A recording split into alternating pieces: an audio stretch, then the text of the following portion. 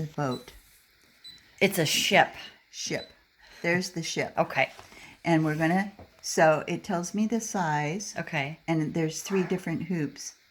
And I'm going to set. That's its finished size, 3.78. Yeah. Okay. Okay, so now I'm going to put this in. And you don't ever want to force anything.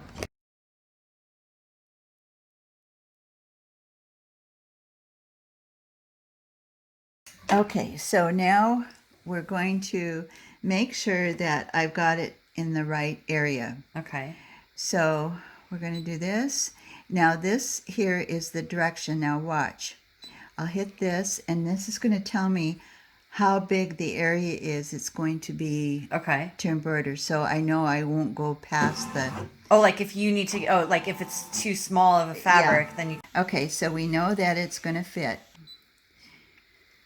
Okay, and it tells me it's only one color. It's going to take 10 minutes, and it's just one color.